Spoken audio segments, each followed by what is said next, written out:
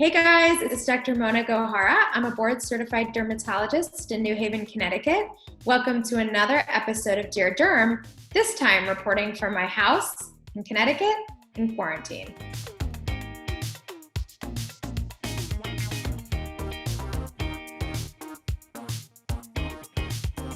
Today we're going to talk about stressed out skin. Stress affects our skin, and it affects our skin in a big way. Whenever we're stressed out, we have a hormone in our blood called cortisol. Cortisol spikes up, and when cortisol spikes, our skin freaks out. So to talk about stressed out skin with me today, I'm so happy to have my good friend and fellow board certified dermatologist practicing in New York City, Dr. Melissa Levin. So I guess I can start out by saying that I think the most common skin condition has been acne. I've been seeing a lot of acne. And I think besides acne, and we talked about this before, it's like people were kind of channeling their inner dirty girl for a while, like not showering and doing all this stuff. And then they realized, okay, maybe it's time for me to start doing my skincare routine again. And being naughty. They're being naughty. Then their skin took a little step back. What do you think, Melissa? I mean, I think you just hit it. Acne. I think that's the biggest thing. But I think a lot of people's acne has just exacerbated with either not staying on their routine because everyone's life is turned upside down.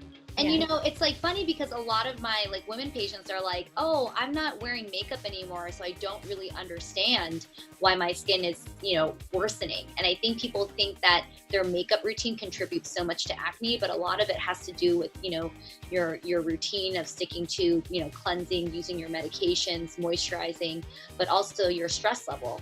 So besides acne, I'm also seeing other inflammatory conditions a lot: eczema, psoriasis, rosacea. Those are probably the top 4 right now. I also think people's diet have gone to hell in a handbasket. And I mean, who's not drinking at 3:00, right? We're all coping in our own ways. Right? And so to your point about I had a rosacea flare and I was like, maybe it's because that red wine I shouldn't be drinking as frequently as I'm drinking it.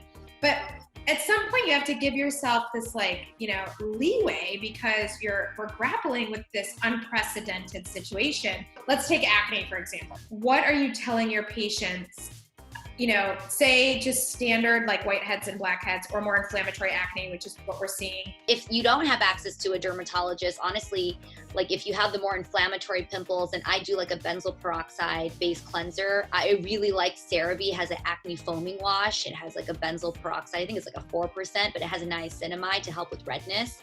If it's more so whiteheads, blackheads, then either a salicylic acid based cleanser that's a bit more exfoliating, or if you're sensitive to that, then I do a glycolic cleanser.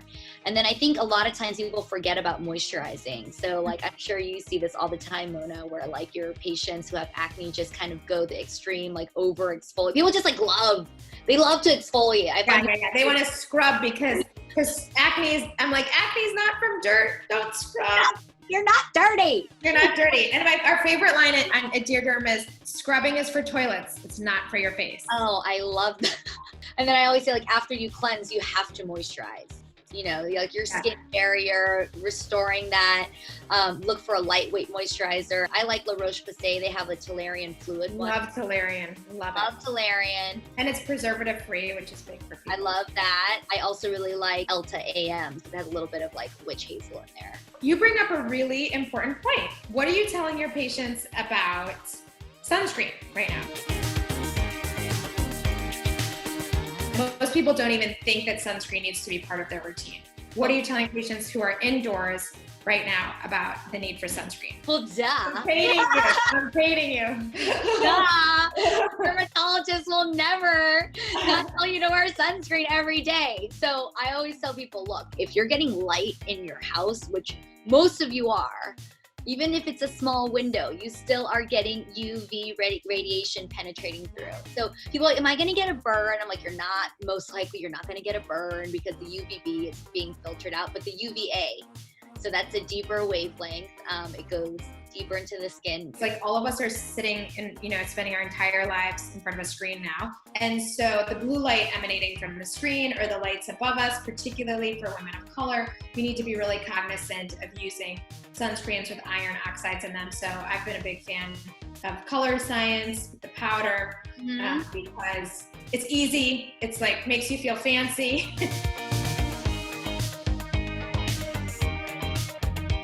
I don't know about you, Mona. I'm not a huge fan of face masks. Yeah. Do something like I like if you're gonna do a mask, maybe a mask that has like active ingredients, or I like peel pads. If you're gonna do something. I agree with you that there are some that can certainly irritate the skin, but I love hydrating face masks. There's one that I'm a huge fan of called Biossance, and it has squalene in it, which is, for our viewers, a biosimilar ingredient that really helps with barrier and hydration. And so things like that, I could totally get done with. This is a great time to moisturize your body.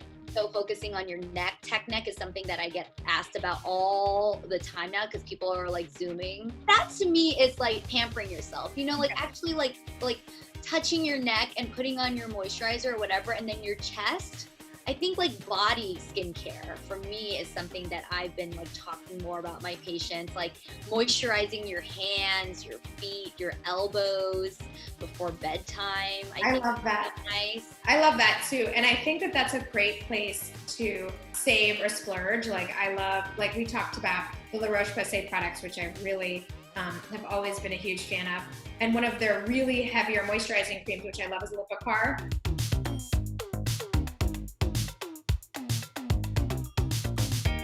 What are you telling your cosmetic patients who are like, Dr. Levin, Botox or bust the second this entire thing is over, or they want their filler? I mean, the lasers.